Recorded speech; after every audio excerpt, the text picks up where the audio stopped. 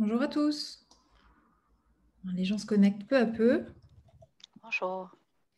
Bonjour. Bonjour à tous. Bonjour. Bonjour. Bonjour. Bonjour. Bonjour à tous.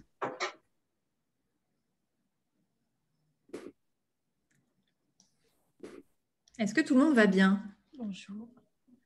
Oui. Oui. Alors, on a... Oui. Oui, ça va. Ah, j'aime bien les pouces. Vous connaissez bien Zoom, j'imagine. Vous pouvez en effet réagir avec les petits emojis sur la droite en bas dans votre barre de Zoom. On va vous proposer d'être en micro par défaut, évidemment, sauf pour le bonjour, sauf dans les temps évidemment de partage et puis dans les temps de questions. Et pendant que tout le monde nous rejoint, je vous propose alors de vous renommer avec votre nom, prénom, structure si ce n'est pas déjà fait. Et si vous le souhaitez, bien sûr. Et puis de faire un petit coucou dans le chat également pour vous présenter. C'est toujours sympa de savoir un peu avec qui on se retrouve.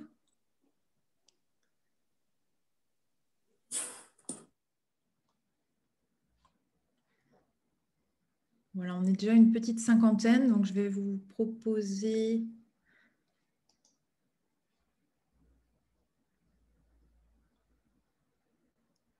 de débuter simplement sur une petite présentation du programme qui nous amène aujourd'hui.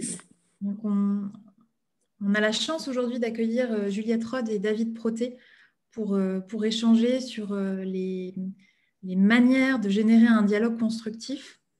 J'ai vraiment une grande joie de pouvoir vous proposer cette discussion avec la Commission nationale du débat public et Éclectique Expérience. Alors Juliette et David peuvent peut-être se présenter rapidement pour vous partager un peu leur cœur de métier.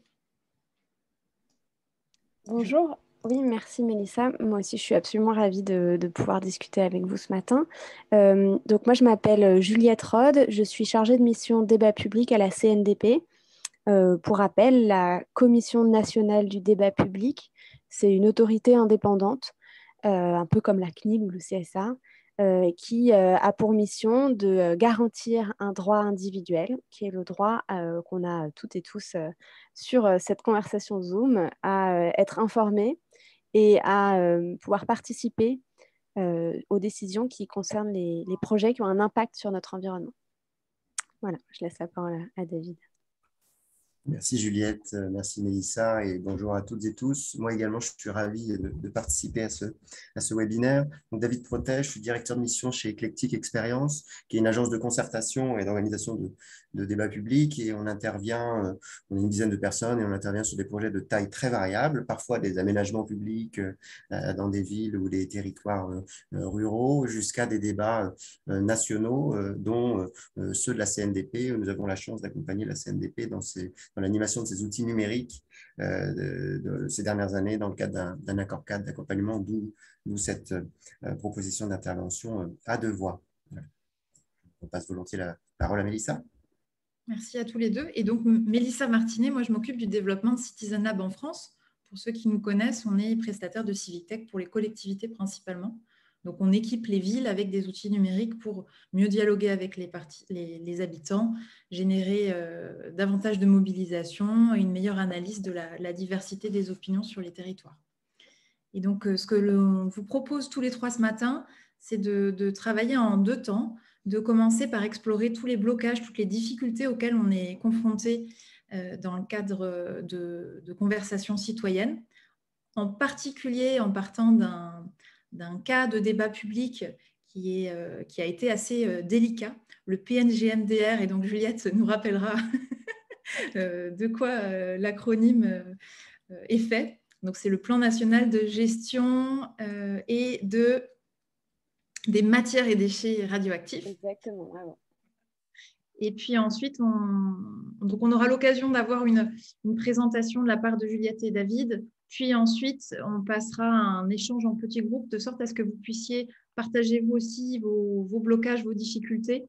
Vous puissiez aussi partager ce qui vous a parlé dans les échanges qu'on aura eus. Et puis, on fera la même chose sur le même format, sur la partie levier, c'est-à-dire les pistes de solutions, avec, grâce à l'expertise de David et Juliette, des propositions de réflexion, d'action, et ensuite une mise en groupe, de sorte à ce que vous puissiez, vous aussi, nous apporter vos pistes et évaluer la pertinence de ce que l'on vous a proposé dans le cadre de ce webinaire. Si ça convient à tout le monde, un petit sondage rapide et puis ensuite on est parti. Je vois que bon, le nombre de participants se stabilise, donc on doit être plus ou moins au complet. Hop. Alors c'est simplement un petit sondage pour savoir plus ou moins à qui on a affaire et puis que vous sachiez aussi qui se trouve à vos côtés dans la salle. On a 2 questions, voilà, savoir qui vous êtes et puis savoir ce que vous attendez.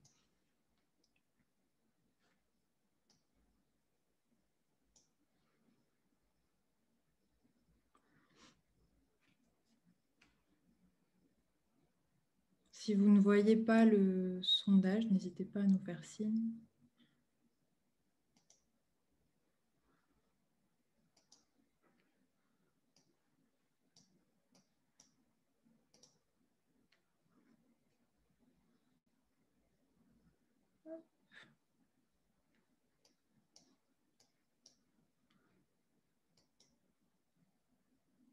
Ok.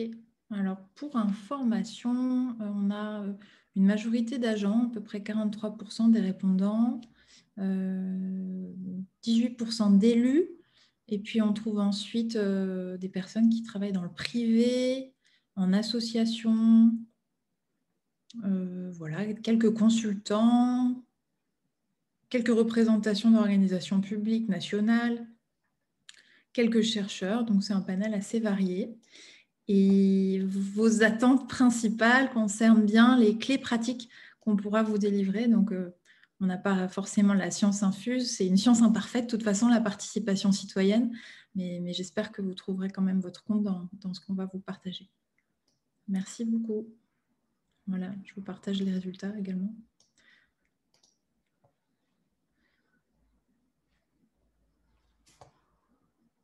On est parti ?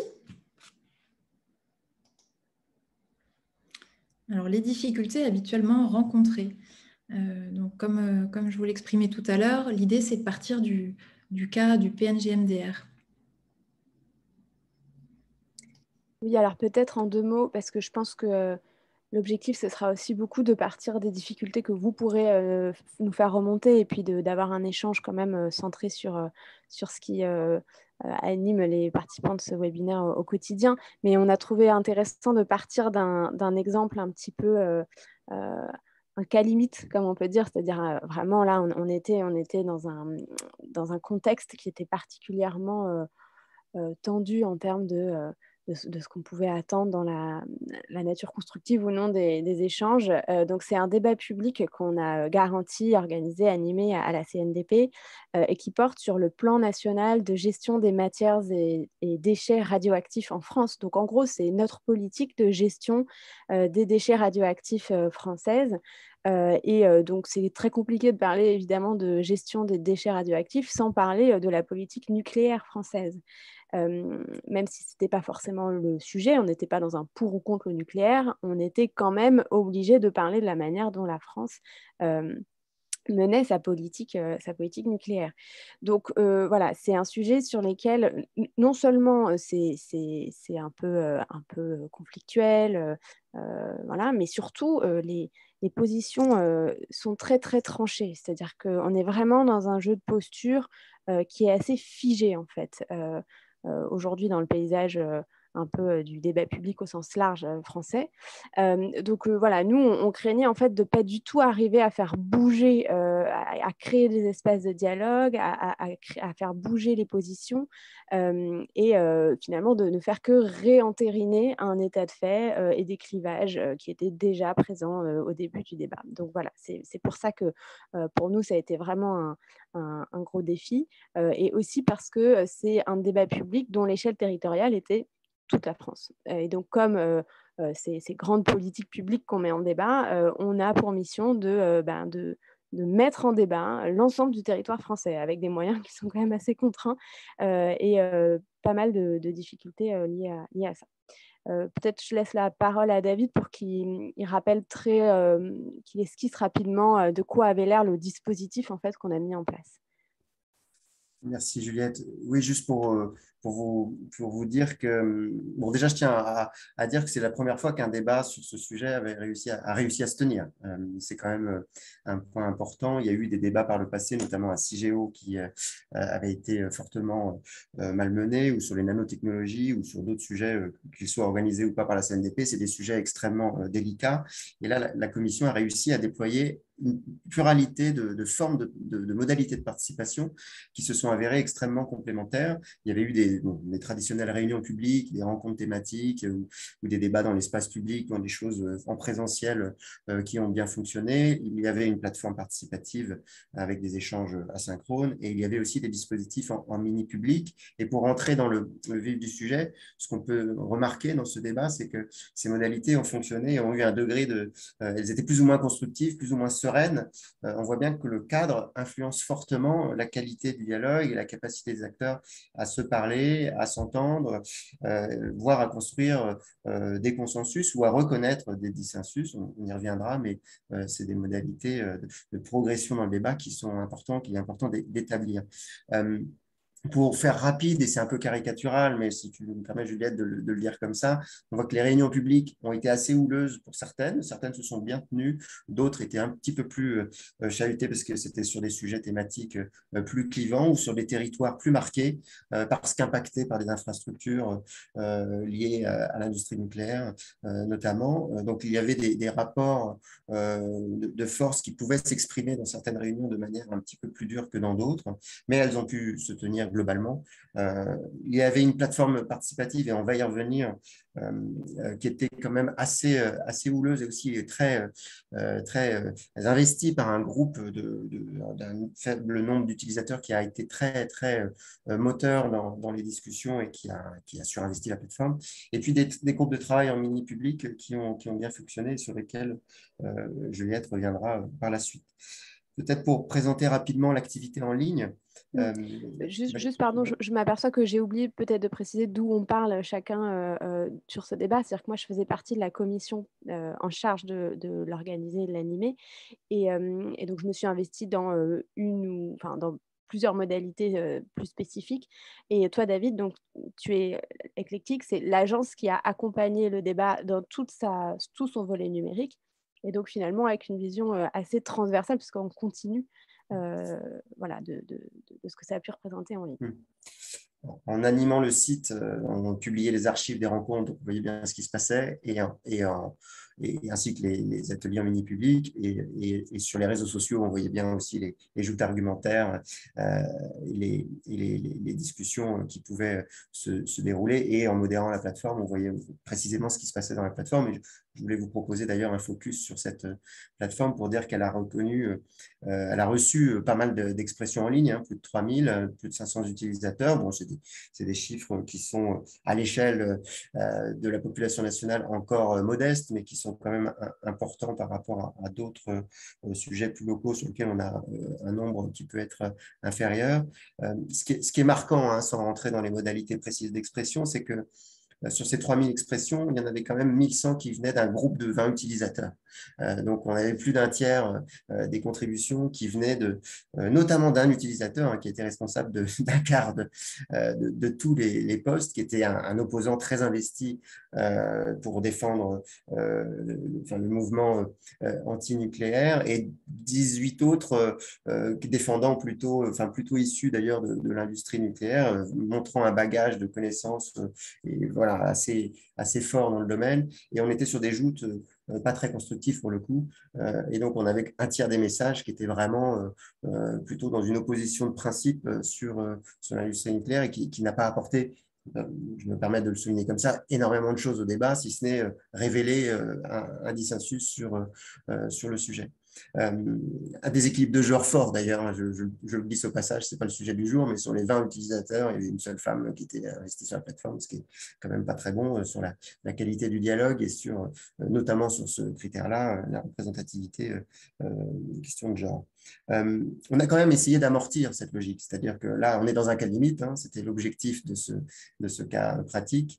On est dans un cas limite où on voit qu'il y a un dialogue surinvesti et qui peut potentiellement freiner certains utilisateurs qui voient ou qui sont pris dans une joute pas tout à fait constructive. On a essayé, tant que faire se peut, en tant qu'équipe d'animation et de modération, de juguler l'activité de ces super utilisateurs, on va dire, et d'instaurer un débat le plus serein possible. On a, il faut le dire, quand même modéré plus de 400 messages, donc plus de 10% des messages ont été filtrés parce que ne respectant pas la charte de modération de la CNDP.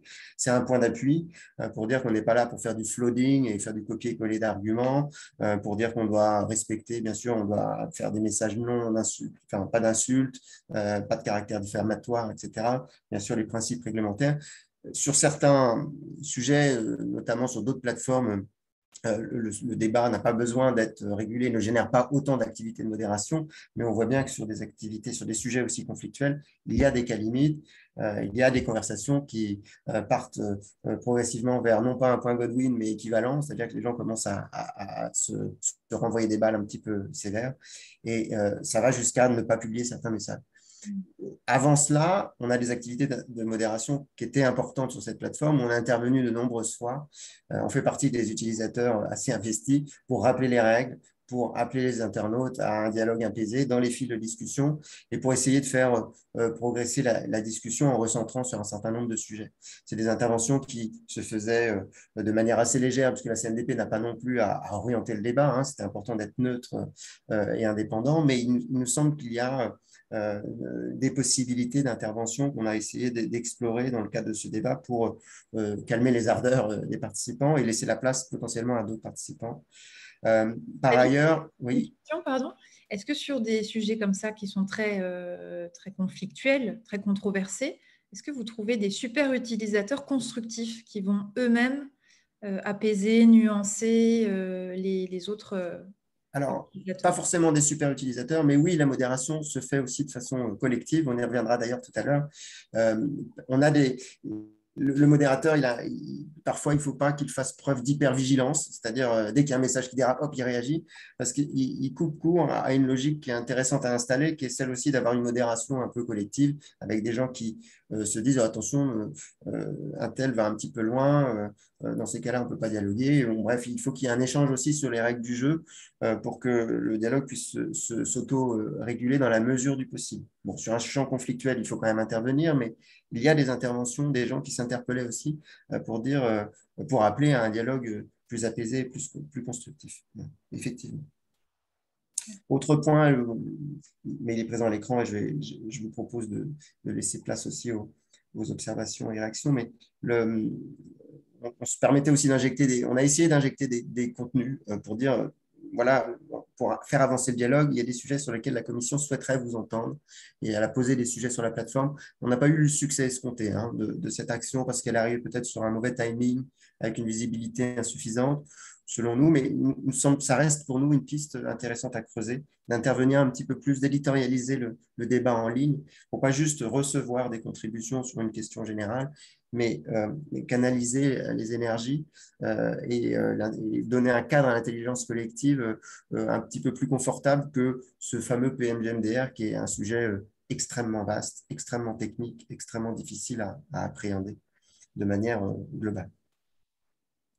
Juliette, peut-être que je te laisse poursuivre sur les autres modalités de mini-public. Par contraste, oui, parce que donc, ça a été un peu l'avis du débat en ligne, donc un peu guerre de tranchées, voilà, avec des bras de fer avec la modération, on va dire. Et puis, hors ligne, donc on a eu des réunions publiques assez, comme vous pouvez les imaginer, on arrive dans une ville et puis là, on sent l'ambiance et c'est vrai que ça n'a pas forcément été toujours évident, même si quand même, voilà, le débat s'est déroulé. On est allé partout où on devait aller et les réunions se sont, à part une dont on peut dire qu'elle a quand même été interrompue, même si finalement les échanges se sont largement poursuivis de manière informelle à la suite de l'interruption officielle de la réunion.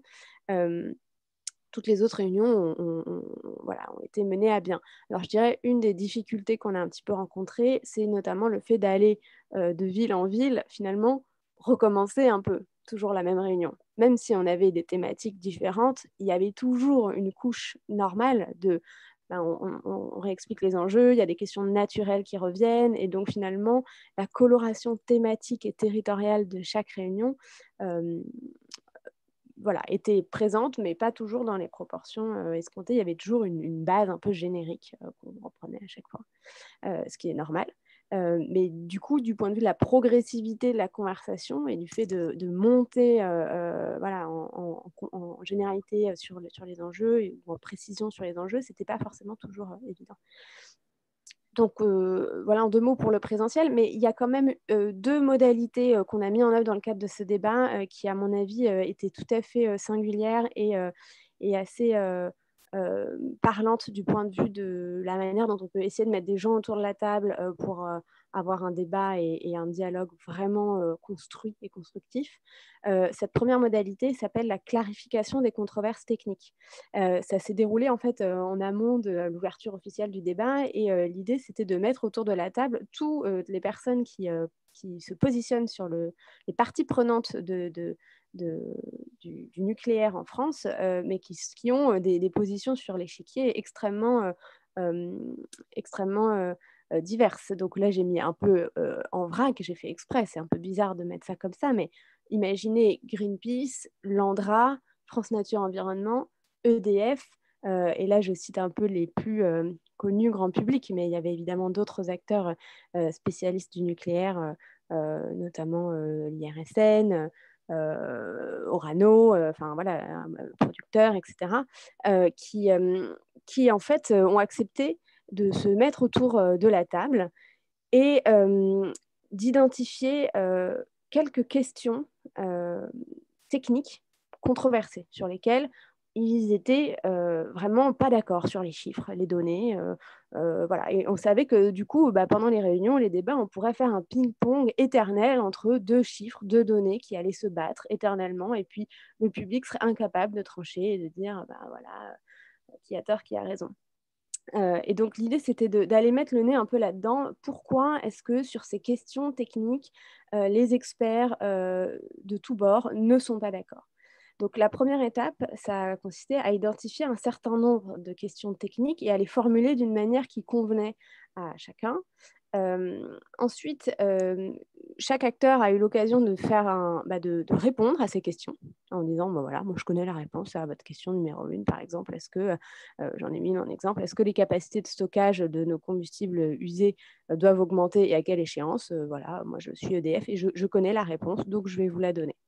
Et ensuite, il y avait un second tour qui permettait à des acteurs potentiellement à l'opposé du spectre des positionnements de contredire cette réponse, de dire écoutez, non, EDF est bien gentil, mais moi j'ai d'autres données, j'ai une autre position sur cette même question.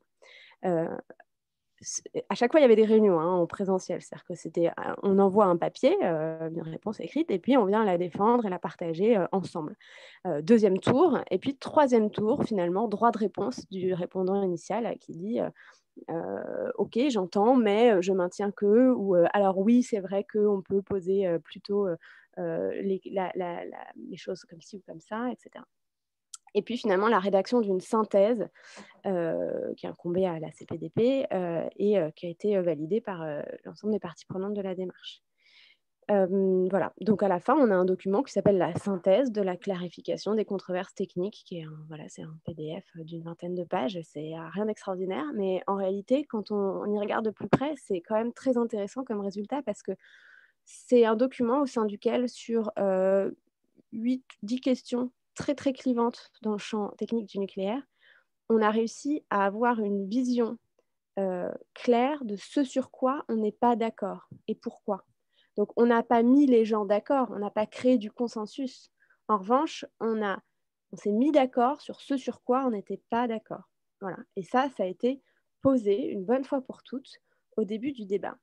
Et ce qui est extrêmement vertueux dans la démarche, je trouve, c'est que d'abord, il y a une première phase où il y a des questions, il y a des dissensus qui tombent d'eux-mêmes. C'est-à-dire qu'on croit qu'on n'est pas d'accord là-dessus, on croit que cette question est controversée, mais en fait, on s'aperçoit que c'est un peu de la fumée et que si on regarde derrière, en fait, on est assez d'accord. Donc, en fait, il y a des dissensus qui tombent un peu naturellement, et puis d'autres qui, en fait, se confirment, se révèlent, s'étayent, et sur lesquels on s'aperçoit que ça vaut le coup qu'il y ait un débat.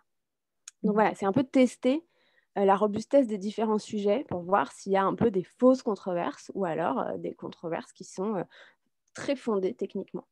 Finalement, Juliette, pour reprendre dans le sens des difficultés, c'est que parfois, justement, les sujets de controverse sont mal identifiés, et par le commanditaire de la concertation et par les acteurs eux-mêmes. C'est pour le rephraser dans ce mode-là. On a un deuxième aussi format que vous avez expérimenté qui a été utile. Et après, on va basculer sur la mise en groupe, sinon ça va être très court pour... Complètement, absolument. Merci pour ce rappel autant, parce que c'est vrai que ça peut aller...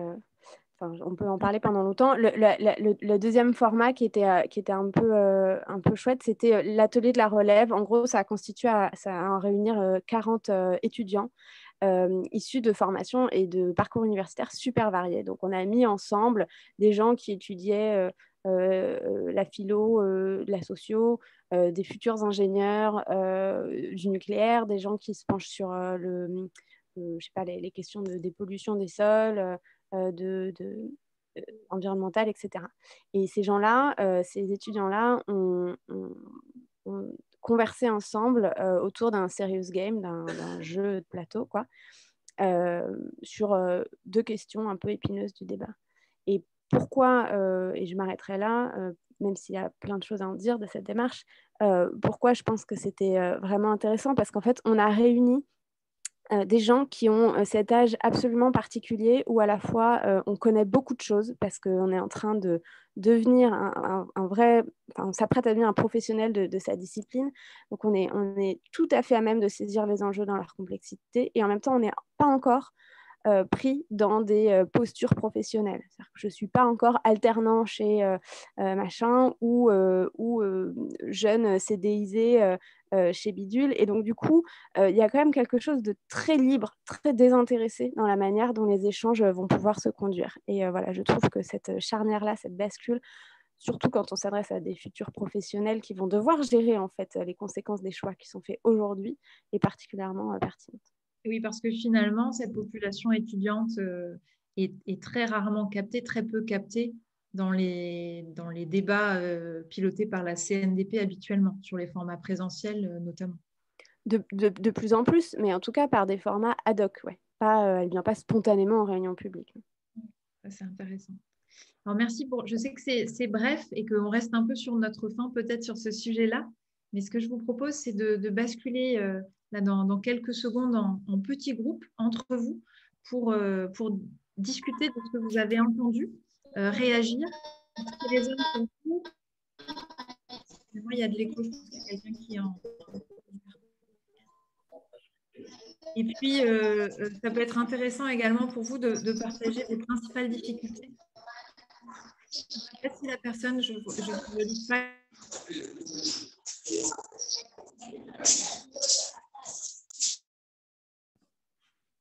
Est-ce que le son est revenu? Oui, c'est bon. Voilà, l'idée, c'est que vous puissiez échanger entre vous. Et puis ensuite, quand on revient en plénière, donc on se laisse aller 6-7 minutes pour une petite discussion. Je vous propose de partager dans le chat ce qu'il en ressort. Et ça nous permettra de consolider un peu vos retours. Est-ce que les sujets, les problématiques identifiées par Juliette et David au travers de ce cas pratique est similaire à ce que vous rencontrez vous? Voilà, quelles sont vos difficultés pour mettre autour de la table et faire dialoguer de façon constructive des citoyens autour de sujets? Alors, pour ceux qui sont rentrés, revenus, si vous le souhaitez, n'hésitez pas à partager dans le chat. Il vous paraît pertinent de partager avec nous comment ça a résonné, vos difficultés principales à votre échelle sur votre territoire, dans votre contexte.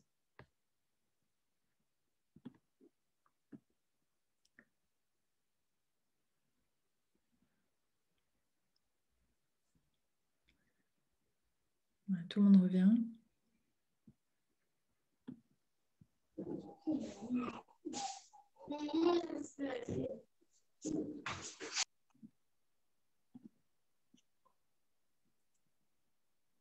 Ça y est, tout le monde est rentré, je crois. Alors, ce que je proposais aux premiers qui nous ont rejoints, c'est de partager dans le chat ce que vous avez envie de partager par rapport à la discussion là, qui vous a animé, en termes de blocage, de difficultés que vous rencontrez. Qu'est-ce qui est pertinent pour vous? Qu'est-ce qui est vrai? Quelles sont les difficultés que vous aimeriez traiter?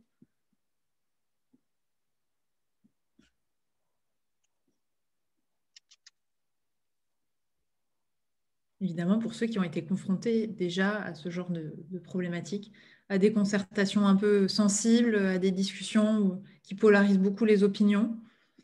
Si ce n'est pas le cas, dans ce cas-là, c'est bien parce qu'on est en phase préparatoire alors. Bon, alors sans plus attendre, en attendant que vous puissiez nous faire vos partages, on va passer à la phase des leviers et des trucs et astuces partagés par Juliette et David.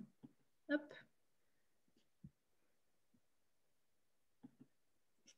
Donc, Juliette et David, je vous laisse la parole. Je crois qu'on commence par Juliette, c'est ça, hein, sur la partie un peu générale. Oui, absolument. Je suis en train de lire le chat en même temps, mais je pense que Mélissa, tu pourras nous faire des petits updates sur ce qui ressort. D'un point de vue général, moi, j'ai repéré ce qui, dans l'animation de rencontres, que ce soit en ligne ou hors ligne, aide souvent à mettre un peu des chances de notre côté, de créer un groupe désireux et qui a envie d'échanger d'une manière constructive. Bon, voilà, c'est des petites choses repérées au gré des animations, des observations, etc. Ce ne sont pas des outils d'animation très précis, mais plutôt des petits, voilà, des leviers, comme s'intitule la slide. Alors, le premier, je dirais que c'est encourager le groupe à être réflexif sur sa propre composition. Par exemple, voilà, quand on a un groupe qui s'est réuni, qui est là en réunion publique, d'abord, essayer de voir qui c'est pour donner à voir au groupe comment il est constitué. Parce que du coup, ça lui tend un miroir sur lui-même et il peut se dire ah tiens, c'est marrant, on est tous comme ci, ou il manque tel type de profil, ou au contraire, ah là là, il y a des gens à qui je parle jamais. Enfin, voilà, je trouve que déjà, c'est une bonne pratique de ne pas partir à l'aveugle alors voilà, ce soir, on va parler de ceci, ceci, cela, mais en fait, le groupe, c'est pas très bien jaugé. Donc, lui permettre de se donner une idée de lui-même. Donc, ça peut être à main levée ou faire un petit tour de table si on n'est pas nombreux, ou alors faire se lever les gens en répondant à des questions pour voir un peu qui vient de loin, qui vient de près, qui a plus de tel âge, qui a moins de tel âge, qui est agriculteur, qui est ingénieur, enfin voilà. Et puis, pourquoi pas réfléchir au groupe sur qui il manque, qui n'est pas du tout représenté dans ce groupe. Et une fois qu'on a établi un peu quelques profils de personnes qui ne sont pas du tout représentées dans ce groupe, il y en a toujours. Moi, j'ai déjà pratiqué le fait de l'afficher au mur, c'est-à-dire de dire, bah voilà, aujourd'hui, on est tel groupe, mais il n'y a pas de représentant de tel public ni de tel public.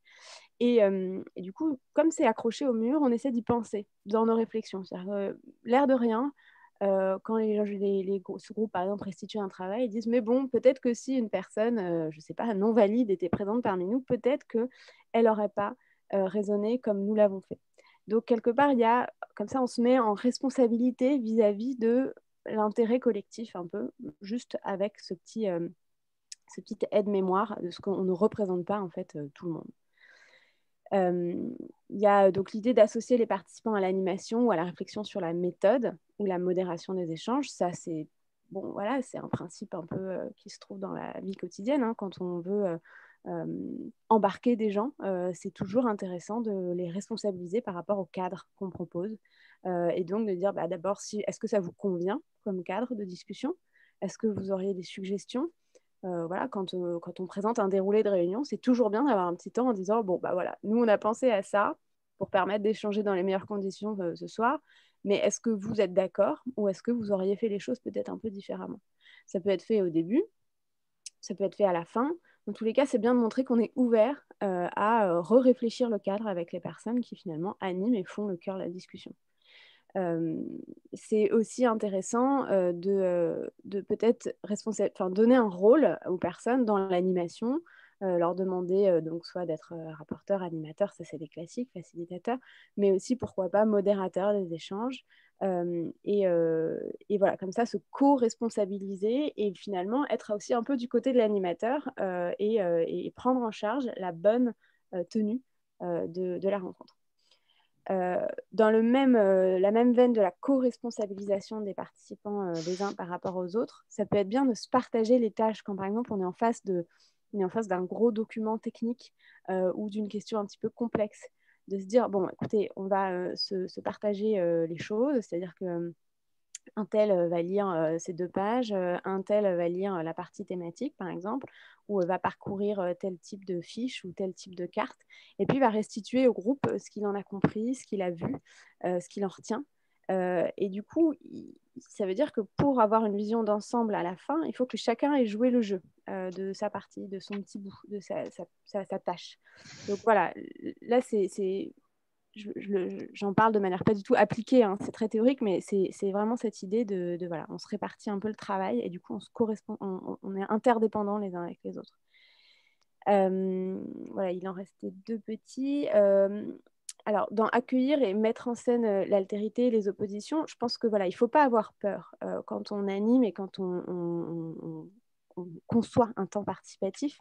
Il faut pas avoir peur que les gens soient très différents, parlent pas forcément la même langue ou ne soient pas d'accord. Je pense qu'au contraire, il faut en parler dès le début en disant que c'est quelque chose qui est attendu, qui est souhaitable, c'est le principe d'un débat, et pourquoi pas voilà, proposer aux gens d'en jouer un peu. Enfin, on peut imaginer par exemple que chacun monte un peu à la tribune défendre une position, poser un micro au milieu du public et les gens se succèdent derrière le micro pour faire valoir leur position à eux dans une version un peu, voilà, un peu mise en scène. Enfin, c'est pas grave qu'il y ait du désaccord ou du conflit. Je pense qu'il faut l'accueillir et pas hésiter à en jouer en disant, voilà, on fait du débat mouvant, on a d'un côté de la salle ces personnes-là, de l'autre les personnes qui pensent l'inverse. Ou quand on anime, par exemple, on prend une contribution et au lieu de prendre ensuite la seconde, c'est-à-dire la personne qui a levé la main juste après, de demander est-ce que quelqu'un dans la salle pense exactement l'inverse de cette première personne. Et là, peut-être qu'il y a quelqu'un qui va dire, bah oui, moi j'avoue, je pense vraiment le contraire. Et du coup, on met en scène, on montre tout de suite qu'il y a un spectre, une tension possible, mais en même temps, on l'accueille. Donc en fait, on la désamorce quelque part. On lui permet d'exister d'une manière sereine. C'est pas quelqu'un qui va ranger son frein tout seul dans le fond de la salle en disant, mais je rêve, mais pourquoi est-ce que la discussion est partie comme ça? On a tout de suite montré qu'en effet, on pouvait avoir 2 manières très différentes de se positionner sur une question et que c'était OK. Du coup, tous les gens qui se situent entre ces 2 polarités se sentent bienvenus en fait dans la discussion. Et puis, je termine rapidement avec le petit principe de la reformulation. Moi, je trouve que c'est un tout petit outil artisanal, mais qu'il ne faut pas sous-estimer. Reformuler les propos de quelqu'un, c'est montrer qu'on les comprend et la personne qui a parlé avant se sent comprise. Et je trouve que ça peut être un outil d'animation en fait tout bête en disant, imaginez par exemple un responsable de projet qui n'aurait pas le droit de répondre à une question de participant avant de l'avoir reformulée. Et le participant qui l'aurait posé devrait valider en disant oui, c'est bien ça que j'ai voulu dire. Du coup, le responsable du projet peut ensuite seulement y répondre. Moi, je pense que ce n'est pas valable, évidemment, dans tous les cas, parce qu'on peut imaginer la lourdeur et puis le temps que ça prend. Voilà. Donc, quand ce n'est pas nécessaire, je pense qu'on peut tout à fait s'en passer. Mais de temps en temps, je pense que de faire du principe de reformulation de l'idée d'avant la condition pour pouvoir exposer la sienne, ça peut être tout à fait vertueux. Voilà, c'était des petites choses un peu génériques, mais je ne sais pas ce qui se dit dans le chat en attendant, donc j'ai peur d'être un peu à côté. Non, merci. En fait, Juliette, ça répond à certaines questions qui sont posées, notamment la gestion des super utilisateurs ou des citoyens professionnels. Je pense que dans les trucs ou la posture que tu proposes pour animer de tels types de réunions, on est vraiment sur ces notions de bienveillance, d'accueil, de prise en considération qui peuvent désamorcer aussi beaucoup de conflits qui sont non pas liés forcément aux propos, à l'argument que je veux porter, mais simplement à la reconnaissance de ma parole, de ma voix. Parfois, les gens, le fait tout simplement de ne pas être entendus ou de ne pas être considérés, vont s'arc-bouter et aussi générer des nuisances dans la discussion, alors que s'ils avaient été accueillis dès le début, ça pourrait se passer différemment. Donc, je pense que ça répond. Je profite de cet intervalle pour essayer de vous donner je n'ai pas encore tout lu dans le chat, mais donc quelques informations qui ont été partagées. Dans ce qui a été intéressant, on revoit plusieurs fois d'assumer le désaccord comme postulat de départ et de bien savoir, de bien comprendre, se mettre d'accord sur quoi on n'est pas d'accord. J'ai l'impression que c'est quelque chose qui vous a parlé, qui vous paraît pertinent. Voilà, ça revient 3 fois en fait, la méthode de travail pour identifier ce qui fait consensus. Et dans les difficultés qui remontent, mais encore une fois, je n'ai pas tout lu, il y a les questions de mobilisation, de communication compliquées qui reviennent. Donc j'ai l'impression que c'est aussi lié à tout type de concertation, même les moins difficiles, comme celle dont on parle aujourd'hui. La question de garder le cap et d'assurer une transparence, notamment avec le politique qui revient comme difficile à intégrer puisqu'il n'est pas toujours aussi transparent et que ça peut générer de la défiance du côté des habitants ou des citoyens en général, suivant le contexte. Voilà, je pense que la controverse technique, le sujet de la controverse technique pourra être creusé tout à l'heure. Et puis, il y a une difficulté aussi partagée sur les a priori, comment les aborder sous d'autres angles, comment arriver à désamorcer ces a priori-là qui peuvent bloquer la discussion. Donc, je vous laisse continuer, et puis je vais continuer de lire ce qui a été partagé pour vous nourrir aussi dans ce que vous pouvez proposer. Je passe à la slide suivante, David. Oui, très bien. L'idée, la proposition, c'était de faire une petite focale sur le numérique pour répondre à l'invitation de Citizen Lab, sur voir comment on peut créer du dialogue, notamment en ligne, le plus constructif possible, avec les limites qu'on a évoquées tout à l'heure, hein, avec le cas limite du PMGMDR. Mais quand même, on a quelques leviers d'action que je voulais vous proposer de formuler ainsi. Bon, il y a l'idée d'animer vraiment et de modérer le dialogue. Nous, ce qui nous semble important, c'est de ne pas considérer que le numérique s'autogère et que voilà, il y a un site, allez poster vos éléments et on reçoit. Ça répond aux interrogations plus générales sur les questions de défiance vis-à-vis potentiellement des élus ou même du dispositif lui-même. Si personne n'intervient, ça veut dire qu'il n'y a pas d'animateur. Ça veut dire qu'on est que le site est un réceptacle d'expression qui devrait s'autoréguler. Et il nous semble que ça ne donne pas de visibilité à des actions qui sont importantes pour créer les conditions d'un dialogue. C'est-à-dire qu'on ne fait pas de réunion publique sans animateur. Enfin, ça ne se fait pas sans animateur ou animatrice. On ne met pas des gens en salle en disant allez, auto-organisez-vous. Il y a un sujet et je reviens dans 2 heures. Il y a forcément un cadre, une méthodologie, un déroulé, des intervenants qui ont des rôles particuliers. Ça peut être très ouvert, mais il y a un chef d'orchestre ou une chef d'orchestre pour que ça puisse fonctionner. Et il nous semble qu'en ligne, on peut appliquer ces dispositifs. On essaye de les appliquer. Je dis on essaye parce qu'on ne va pas toujours aussi loin qu'on aimerait le faire. Donc, l'animation et la modération, pour nous, la modération, ce n'est pas juste filtrer des propos insultants, c'est aussi intervenir pour amener le dialogue quelque part. Je voudrais revenir sur un des points que Juliette soulevait tout à l'heure, l'idée de mettre en scène l'altérité. Sur PMGMDR, on a notamment mis en début de débat en exergue des vidéos qui sont des interviews d'acteurs qui attestent de leur volonté de rentrer dans le débat. C'était un enjeu d'avoir Greenpeace, d'avoir FNE, d'avoir Bernard Laponche, un expert reconnu dans le monde et dans la mouvance contre l'énergie nucléaire, d'avoir des points de vue de ces acteurs pour dire oui, ça vaut le coup de traiter ce sujet-là. Et donc, c'est intéressant de mettre en scène, sous forme d'interview vidéo, par exemple, des propos d'acteurs qui engagent à un débat constructif. On peut imaginer de manière plus légère un chapeau sur le forum pour reconnaître la conflictualité et dire voilà, on va débattre de ça et déjà on sait qu'il y a des polarités fortes. Ce que disait Juliette tout à l'heure se traduit autant en présentiel qu'en numérique à ce sujet. Ça peut être posé d'entrée, il ne faut pas avoir peur de repérer les consensus et les dissensus et de les faire vivre dans le temps. C'est-à-dire que le débat peut commencer un peu à blanc au début, et puis on fait un bilan à mi-parcours, et on dit, voilà, à mi-parcours, voilà ce qui se passe. On préconise beaucoup de faire des synthèses tout au long du dialogue pour essayer de l'alimenter. On aimerait le faire plus, mais on essaye de le faire au maximum.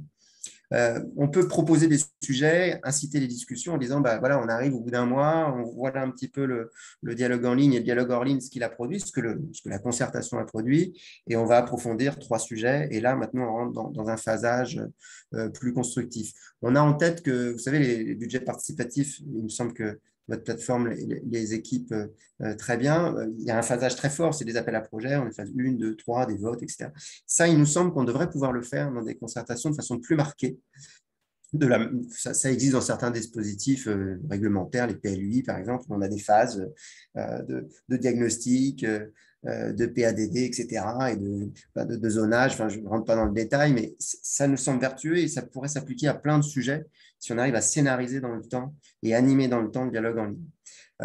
Il me semble qu'il ne faut pas avoir peur d'intervenir, de faire intervenir des élus aussi. On essaye de le faire, là aussi c'est dur, mais par rapport à l'objection dans le chat, ça veut dire à un moment, il y a une équipe de modération qui peut être portée par la collectivité ou par l'institution, mais on peut aussi faire intervenir une personne parce qu'elle a une qualification particulière en tant qu'élu, membre de commission, etc.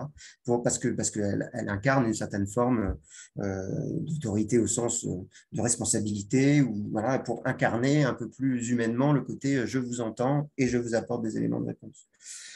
Et enfin, le dernier point qui figure sur le support, c'est l'idée du collectif dont j'ai déjà parlé, donc je vais passer rapidement, et Juliette est revenue dessus tout à l'heure, c'est l'idée de en ligne, profiter quand même du fait qu'il y a des gens qui veulent bien aussi contribuer à la modération. Vous savez, il y a des outils comme Wikipédia qui ont une gouvernance complexe. Il ne faut pas croire que c'est un collectif autogéré de façon très, très simple. Il y a des droits, il y a des organisations complexes, mais le collectif se saisit de la modération des échanges sur les articles, y compris conflictuels. C'est un sujet que j'avais eu l'occasion de traverser, moi, il y a quelques temps, dans le cadre d'études il y a 15 ans. Je vais peut-être passer à la suivante, Mélissa, pour laisser un temps d'échange derrière, si ça te va. Sur la slide suivante, je parlais aussi de la nécessité d'articuler les modalités. C'est de penser que le dialogue en ligne, s'il est tout seul, bah oui, il est asynchrone, et il pédale un peu dans la semoule, excusez-moi l'expression parfois, parce que vous connaissez les débats sur les réseaux sociaux. S'il n'y a pas de modération, s'il n'y a pas d'intervention, bah, c'est vite, voilà, ça peut être des combats un peu raides. Il nous semble que l'objectif d'une concertation, d'une démarche participative, c'est de construire une communauté, présentielle et numérique, peu importe. L'idée, c'est d'avoir un groupe de gens qui se sentent concernés par un sujet et qui ont envie d'y contribuer et d'apporter des éclairages ou de questionner ou de challenger un projet. Et cette communauté, elle peut s'embarquer autant en présentiel qu'en numérique, et on a intérêt à non pas essayer d'avoir un dialogue forcément hyper constructif sur telle modalité, etc., mais plutôt articuler les forces et faiblesses des différents dispositifs, d'avoir une diversité de dispositifs, d'avoir qu'une plateforme asynchrone nous semble fragile, d'avoir que des réunions publiques, c'est priver des gens qui ne sont pas disponibles parce qu'ils sont actifs et avec des enfants en bas âge, etc. Bon, on connaît les freins à la participation à du présentiel, ou ne serait-ce que des freins à l'investissement sur les temps longs de dialogue. Donc, il faut tirer bénéfice de la diversité des formes. Il me semble que c'est bien, et on peut y appliquer le principe que Juliette suggérait tout à l'heure, de chaque modalité peut connaître sa composition. Quand on arrive sous Zoom, tout à l'heure, on a fait l'exercice de savoir qui est là, on a vu qu'il y a beaucoup d'agents, donc ça donne une tonalité à la réunion. Ça pourrait être différent dans un autre cadre. C'est bien d'avoir ce recul. Et on peut le faire en réunion Zoom, on peut le faire sur un forum avec un petit questionnaire, savoir on voudrait en savoir plus sur vous, d'où vous venez, votre carte postale, etc., juste pour des fins statistiques, pas pour ficher les gens, mais pour avoir une photographie. On essaye de nous s'y attacher le plus possible, connaître les utilisateurs des plateformes. Et dernier slide, si vous me permettez, et peut-être en poursuivant l'échange en plénière. Nous, on a un avant et un après mars 2020, avec l'usage de la visio qui est monté très fort dans notre métier. Et on n'osait pas le proposer avant parce qu'on nous aurait rétorqué tout de suite, non, mais les gens ne veulent pas faire de visio, les citoyens, ils sont pas prêts à faire de la visio. Et la pandémie a forcé, a contraint beaucoup de gens à l'utiliser pour des relations sociales et professionnelles. Et il nous semble qu'il y a quand même des atouts. Le retour d'expérience, c'est que on voit qu'il y a des choses positives, et que typiquement des gens qui aiment bien le numérique ou qui sont équipés chez eux ou qui ont des problèmes pour accéder à des salles, enfin, il y a plein de raisons d'utiliser des visios. On peut l'utiliser pour animer la communauté, la rythmer et dire on convoque tous les 500 utilisateurs de PMGMDR là, qui ont contribué au forum, et puis on se fait une réunion un petit temps pour faire le bilan de notre dialogue en ligne. Alors, on en est où? Ah oui, il y a un machin qui à chaque fois réagit, il pollue le débat. Enfin, j'imagine des choses, hein, mais on le pratique quand même dans certains contextes à des échelles un peu moins, mais sur des projets locaux où ça marche assez bien d'avoir des rendez-vous synchrones et des poursuites du dialogue asynchrone. Avec la force du petit groupe, je crois que j'ai vu dans le chat, hein, il y a plusieurs personnes qui parlaient de ça. Zoom égale possibilité de dialoguer en petit groupe avec la qualité du dialogue qui en ressort, qui est extrêmement puissante. Quand on est sur un 4-5 personnes, c'est apaisé, les gens s'entendent, tout le monde peut parler. Quand on est dans une réunion ou dans un forum où il y a 200 personnes, les plus tribuns vont naturellement prendre le dessus. La personne timide ne va pas oser parler, etc., y compris en ligne. David, je rebondis par rapport à ce qui se dit dans le chat. C'est un levier qui a été identifié par l'un des participants, l'intérêt du petit groupe, enfin d'un groupe de discussion, pour permettre à des personnes qui auraient une opinion plus nuancée de s'exprimer. Mais à l'inverse, on a aussi un témoignage à l'échelle d'un petit territoire, la difficulté aussi à se mettre en avant, parce qu'il y a un contrôle social fort qui peut s'opérer, et les gens n'ont pas forcément l'assurance, en tout cas, d'affirmer certaines opinions en face des autres. Est-ce que toi, tu as des Oui, tout à fait. Là-dessus, on est sensible au fait de créer, encore une fois, de diversifier les modalités jusqu'à potentiellement faire du porte-à-porte ou créer des occasions de dialogue en bilatéral dans l'espace public. Quand je dis porte-à-porte, c'est pas forcément, on a l'image parfois un peu de la prospection politique dans les immeubles, mais l'idée tout simplement d'aller à la rencontre des gens dans des lieux de vie, sur un marché, etc., et de recueillir des paroles individuelles, nous semble intéressante et complémentaire d'un dialogue collectif. Et là aussi, c'est un point dans le slide et sur lequel je vais insister, l'idée de reformuler, de s'approprier des contenus et de les reverser au débat, c'est une façon aussi de recueillir une parole individuelle en disant il y a telle personne qui a telle problématique mais qu'elle n'ose pas partager en public. Le débat peut la recevoir et la reverser dans une forme plus traitable de manière collective parce qu'on monte en généralité, on monte dans un intérêt collectif. Au lieu de dire madame ou monsieur, etc., a un conflit d'usage, on peut dire il y a des conflits d'usage qui sont liés à telle problématique, et ça permet de rendre possible le dialogue en se détachant du cas individuel. Donc, la reformulation et la diversité des modalités, elle permet de jouer et de potentiellement essayer d'accompagner une discussion collective plus sereine. Et j'ajoute que la diversité pour répondre aussi à une réaction du chat, la diversité des modalités permet aussi de répondre à la fracture numérique qui a été citée, qui est aussi un enjeu. Donc, il faut du présentiel et potentiellement du recueil dans l'espace public. Et pas que de la réunion, hein, parce que la réunion, il y a une fracture forte aussi en réunion publique. Hein. La sociologie des groupes en réunion publique, elle est quand même marquée parce qu'il y a des gens qui n'osent pas franchir la porte ou qui sont timides ou qui n'ont pas le temps, qui ont une mobilité réduite. Enfin, il y a 15 000 raisons de ne pas aller à une réunion publique. Aller à la rencontre des gens, c'est aussi un principe fort pour recueillir de la parole et pouvoir la verser, encore une fois, et la soumettre à une discussion collective où les gens, soit en ligne, soit en réunion, peuvent la traiter et monter en généralité et essayer de trouver les solutions. Voilà un petit peu, je me permets de réagir. Je ne sais pas si, Juliette, tu veux compléter, infirmer, confirmer des choses, ou si Mélissa, tu as d'autres. Sur le chat, il y a pas mal de choses qui... Je ne sais pas, Mélissa, s'il y a des Oui, points sur un débat très intéressant, je trouve, sur vraiment la place du politique. Alors, il faut savoir qu'en effet, on a peu d'élus ou politiques là, dans la salle, donc ça oriente peut-être aussi la discussion, mais quand même la question de la place du politique, de sa capacité à prendre la parole ou de la nécessité de l'effacer davantage, elle occupe pas mal les discussions. Il y a certaines personnes qui sont vraiment en faveur de la mise en place d'assemblées citoyennes ou autres à tous les niveaux pour gérer des débats. Donc, se discute l'importance de la démocratie représentative dans la démocratie participative ou non. C'est un sujet qui peut peut-être te faire réagir, Juliette. Comment est-ce que vous prenez la parole des politiques sur les débats publics portés par la CNDP. En fait, c'est vraiment la question des postures, quoi. C'est-à-dire qu'il y a des formats qui favorisent, on garde notre posture. Et typiquement, la réunion publique, même, enfin, il suffit qu'on se retrouve à prendre la parole devant 3 personnes. On est en représentation et on est là pour défendre une position, une posture. J'ai vu aussi un commentaire qui disait dans des tout petits villages, les gens se connaissent tous et finalement, ils ont du mal à prendre la parole de manière complètement décomplexée parce qu'ils savent qu'ils se grillent potentiellement, tout le monde se connaît, va se savoir, et donc c'est aussi inhibant.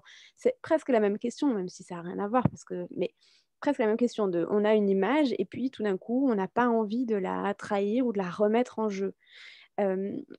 Et donc, bon, moi, j'ai tendance à raisonner assez micro depuis le début là, de l'atelier et de penser un peu animation de rencontre. Mais même à l'échelle d'un débat public, je trouve qu'un débat public est réussi s'il a permis à des gens de se retrouver dans des postures différentes de d'habitude, à un responsable de projet de devenir contributeur, à un opposant de devenir investigateur, à un participant profane de se retrouver en situation d'expliquer à quelqu'un d'autre. Je pense qu'il faut absolument permettre ces petits glissements de posture à un moment donné ou à un autre, quitte à mieux revenir à la sienne, mais il faut qu'un espace de débat ait permis ça. Et il y a des méthodes d'animation qui permettent d'intégrer ça. Moi, je trouve qu'il y en a une, on l'appelle souvent speed dating. Alors, ça peut faire sourire parce qu'évidemment, ça renvoie à un autre volet de nos vies privées, mais c'est quand même un exercice qui est rigolo de se dire que, certes, il y a une réunion publique, mais à un moment donné, on se met, vous voyez un peu les images de speed dating un peu industrialisées, entre guillemets, où c'est des tables de deux et c'est des personnes qui se mettent face à face, qui discutent 5 minutes, et puis ensuite, ça tourne.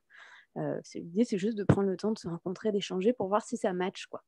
Et franchement, c'est un principe qui est assez facilement transposable à des formats participatifs.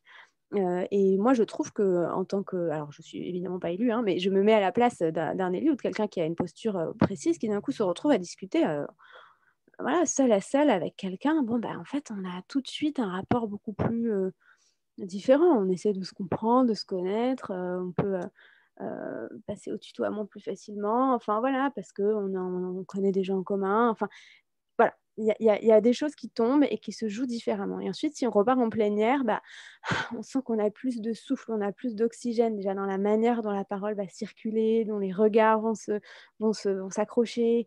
Enfin, déjà, on a desserré un peu l'étau des postures et des représentations. Voilà, ou même des petits jeux de rôle, par exemple. Aussi, pareil, jeux de rôle, ça fait un peu peur au début. On se dit, attendez, merci, moi, je viens pour contribuer sur un truc qui m'inquiète dans ma commune. Je viens pas pour faire mumuse, quoi. Mais en fait, si c'est bien amené, c'est-à-dire tranquillement, pas au début, on ne demande pas aux gens d'arriver déguisés, hein, mais peut-être au bout je sais pas, 3/4 d'heure d'échange, moi j'avais vécu ça une fois, on demande aux gens, on dit, regardez sous vos sièges ou voilà, derrière sur le dossier de votre chaise, il y a une gommette de couleur. Et en fait, la couleur correspond à une posture, un rôle qu'on va vous demander d'endosser pour les 15 prochaines minutes d'échange sur telle question. Et donc, pendant 15 minutes, chacun est obligé de raisonner selon une posture qui n'est pas du tout la sienne. Ou alors, ça peut se faire aussi en distribuant des petits papiers à l'arrivée, en disant, vous vous souvenez, on vous a distribué un petit papier dans tous les documents que vous avez eus en arrivant. Il y en a un où voilà, vous êtes censé être, je ne sais pas, vous avez 30 ans et vous venez de vous installer sur la commune. Bon, c'est sûr que c'est un peu plus difficile à endosser pour la personne qui a vécu toute sa vie et qui en a 70, mais pendant 15 minutes, elle peut faire cet exercice de déplacement un peu du regard. C'est des petits patchs, mais qui peuvent permettre de, voilà, comme je disais, un peu de desserrer l'étau des postures pendant un échange. Je me permets peut-être de rebondir, mais pour aussi dire que sur les jeux de rôle, nous, on a des super retools. Ça peut être très léger, comme tu le dis, avec juste, on commence le dispositif et puis on intercale des cartes support et on en tire une et on prend la place d'une personne qui a une problématique de mobilité réduite, parce qu'on n'en a pas toujours dans le public, et on dit, ah bah oui, on va réfléchir à l'aménagement autrement, ah bah oui, il faut des équipements spécifiques, et ça enrichit le dialogue et ça permet à tout le monde de se rendre compte que l'exercice, on doit parler pas qu'en son nom ou au nom d'un collectif ou au nom d'une cause, mais au nom d'autres personnes, et on construit l'intérêt général ainsi. Et ça peut aller jusqu'à des jeux de rôle très élaborés qui sont utilisés aussi dans de la médiation environnementale, où effectivement on remet en scène des gens qui ont des enjeux forts, des agriculteurs avec des pêcheurs, etc., ou des choses comme ça sur un territoire par rapport à une rivière, ou à des enjeux. C'est très pratiqué dans ce genre de contexte, et c'est assez vertueux avec oui, pas mal de techniques. Je vois les méthodes des chapeaux, des six chapeaux qui sont cités dans le chat. Ça fait l'outillage, il est extraordinaire, il existe. Moi, je voudrais rebondir sur une autre interrogation, c'était la place de l'élu, où j'ai vu les asymétries de compétences entre experts et citoyens. Moi, il me semble quand on conçoit un dispositif, il faut trouver la juste place à ces intervenants dans le temps et dans l'espace, y compris en ligne, pour que les citoyens puissent à des moments débattre entre eux. Ça peut être des choix méthodologiques forts, d'avoir des temps où les citoyens sont entre eux, ou des moments où il y a des confrontations à des agents ou des experts ou des techniciens, etc., pour qu'ils puissent être nourris quand même d'informations et de rapports au terrain, et ou à des moments, à des arbitrages politiques avec le politique qui rentre en scène. Il me semble que ça se fait à différentes étapes. Je prends l'exemple d'une collectivité qu'on accompagne en ce moment qui veut devenir en transition. On a travaillé à une phase exploratoire dans l'espace public au contact des gens sur un marché, etc., puis aussi en créant des ateliers parce qu'on voulait la matière citoyenne, un questionnaire en complément pour aller au-delà et avoir encore plus de matière à traiter. Et puis, on a commencé à la retravailler avec un mix citoyen, association du territoire, parce que les associations ont déjà de l'expertise d'usage et puis des choses très construites. Puis, on introduit les agents de la collectivité qui viennent rappeler le millefeuille institutionnel et qui est compétent dans quoi, etc. Et on arrive au moment là des arbitrages d'élus qui vont s'approprier encore avec des citoyens qu'on embarque dans les groupes de travail, avec les associations, pour construire un agenda 2030. Ça se pense comme une progression, me semble-t-il, et ça permet d'éviter le contre-pied, j'allais dire, c'est, pour ne pas le citer, un président de la République qui a voulu organiser un grand débat à l'échelle nationale et qui, quand il arrive en réunion publique, forcément, on n'est pas dans le petit groupe avec des citoyens qui discutent. On est dans un ping-pong entre le président de la République et les gens dans l'assistance qui lui posent des questions, l'interpellent, lui demandent des choses, mais on n'est pas du tout dans un dialogue constructif. Alors, c'est archétypal et caricatural, mais on préfère l'élu qui ouvre et qui vient à la fin, à la restitution et qui réagit éventuellement, que l'élu qui est là tout du long ou qui va monopoliser malheureusement la parole, maladroitement ou adroitement. Hein. C'est une question aussi de culture. Mais voilà, il faut trouver la juste place aux intervenants. Il me semble que c'est important pour que le citoyen se sente à l'aise. Sinon, tout de suite, il est écrasé par arguments d'autorité, arguments d'expertise, etc., comme on peut le voir un peu trop souvent, malheureusement, dans certains dispositifs. Je ne sais pas si Mélissa, Juliette, il y a d'autres. Merci à tous les deux. Alors, on arrive à la on arrive en fait à la fin officielle de ce webinaire et je vois que certaines personnes nous quittent déjà. Et on avait pensé vous proposer une mise en groupe pour que vous puissiez discuter de ce qui a été dit. Ce que je vous propose, pour ne pas trop déborder, c'est d'ouvrir en fait la discussion maintenant pour ceux qui le souhaitent, soit dans le chat si vous avez encore des choses à partager, des leviers, des propositions sur lesquelles rebondir. Alors c'est vrai qu'en parallèle de ce que tu proposais, Juliette, le jeu de rôle avait été déjà proposé. C'est intéressant de voir que voilà, les méthodes sont nombreuses. Je vois aussi qu'il y a une question sur en fait, la question des ressources pour mettre tout ça en place. C'est sûr que il faut un budget, il faut des ressources humaines pour organiser tout ça. Après, évidemment, il y a une question aussi d'échelle et d'adaptation des différentes pistes qui ont été proposées au contexte, aux enjeux, à l'importance de la concertation du sujet en débat. Après, je me permets juste ça, peut-être le temps que les personnes qui souhaitent prendre la parole se préparent, mais juste la question des ressources pour moi, ce que je comprends, hein, c'est pour payer des animateurs ou des consultants extérieurs quand on ne se sent pas forcément outillé pour mettre en place les outils qu'on vient de citer, jeux de rôle, les six chapeaux, etc. On se dit, voilà, mais c'est un métier. Et c'est vrai, enfin, probablement, hein, c'est vrai.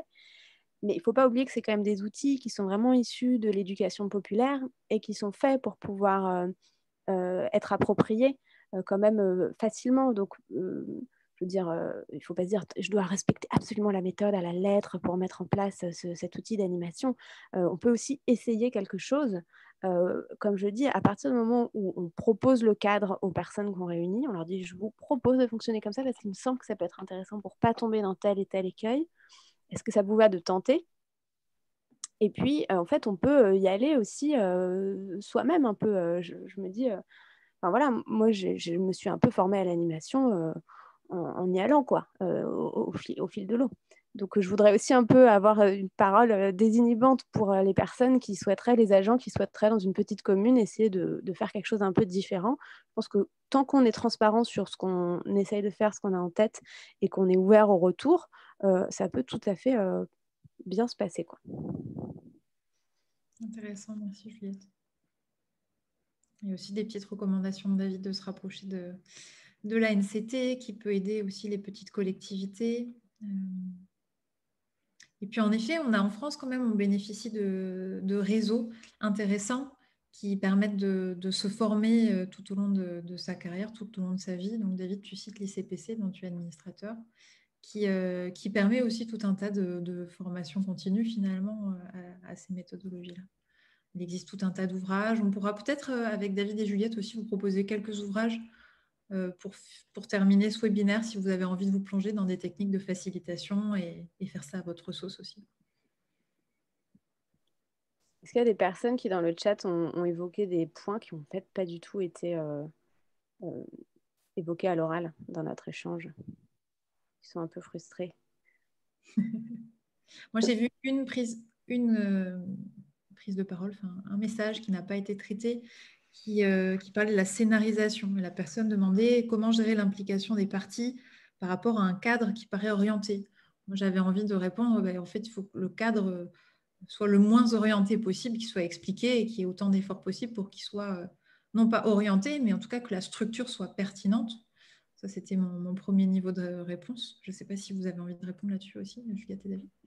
J'ai vu aussi passer un message sur la neutralité, c'est lié, hein, enfin, la neutralité de la CNDP, Juliette pourra en parler. Mais moi, il me semble que le cadre, l'idée, c'est qu'il soit accepté et déjà qu'il soit assez léger mais acceptable ou co-construit. Pourquoi pas le co-construire et essayer de s'engager un petit peu plus dans un cadre peut-être un peu orienté, mais qui laisse la place à chacun, qui permette d'atteindre des objectifs.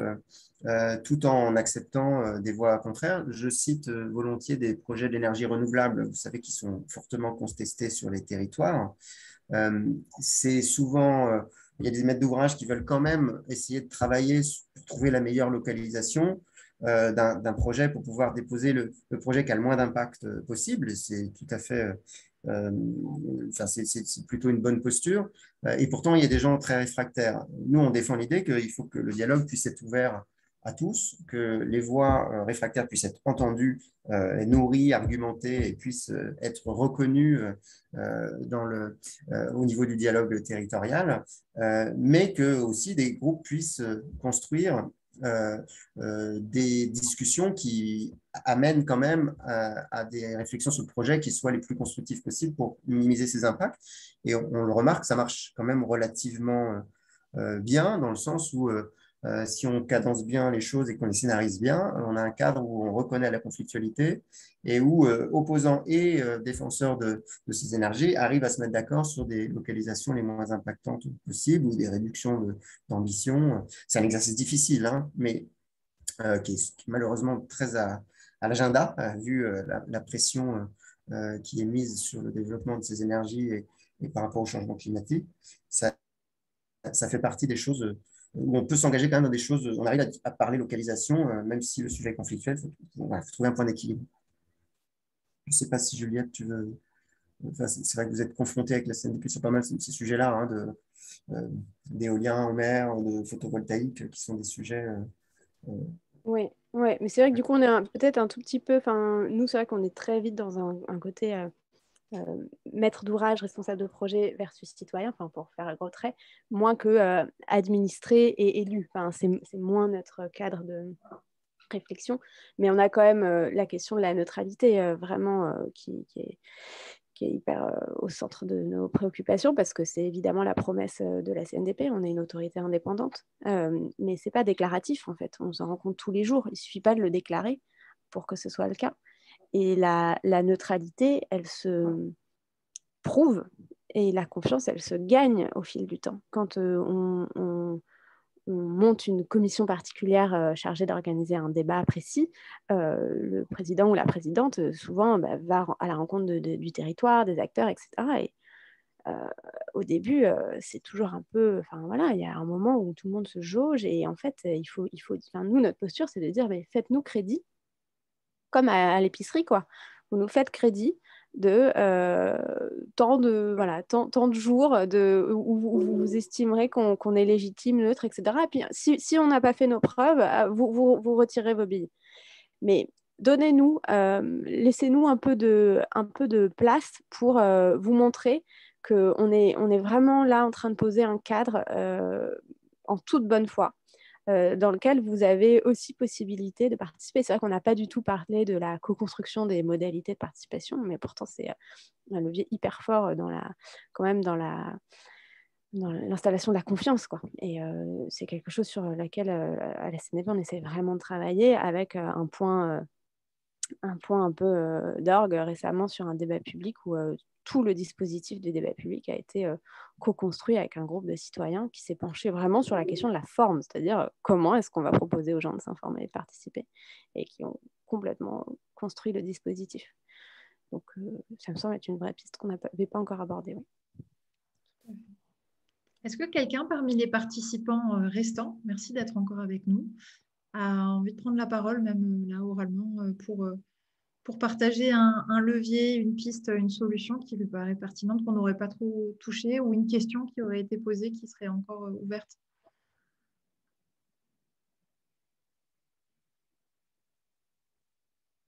Non, alors quelques messages encore dans le chat pour l'instant. Me permettait...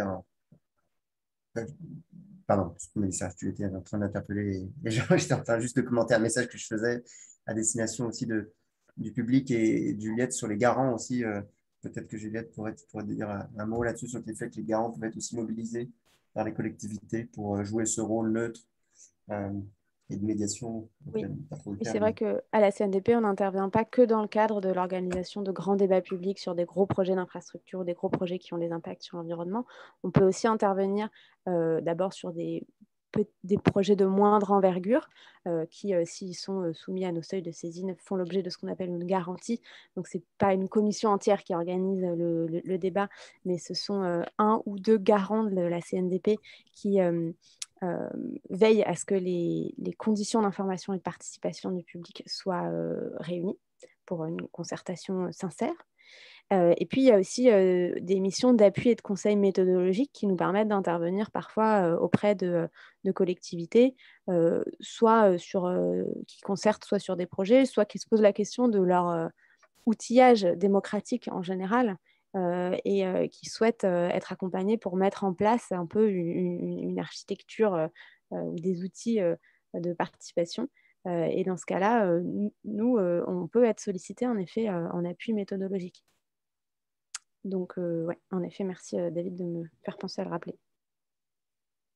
Parce que c'est vrai qu'on travaille assez rarement avec des petites collectivités, mais ça peut complètement être le cas dans ce cadre. Et donc, on vous encourage, si c'est votre cas, à nous solliciter, à prendre attache avec nous, tout à fait. Ok. Mais je crois qu'il n'y a pas tellement de réactions supplémentaires. Je crois que le contenu était dense et riche. Et il faudra peut-être revenir avec un petit résumé des discussions pour qu'on puisse en retirer des outils efficaces. Mais merci du fond du cœur, Juliette et David, pour la qualité de cet échange. Merci à tous. Merci beaucoup, Mélissa.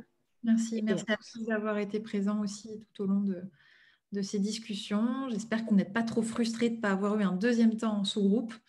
Et si vous le souhaitez, vous pouvez tout à fait me recontacter pour que j'adresse à David ou à Juliette vos besoins, vos demandes de contact, d'échange.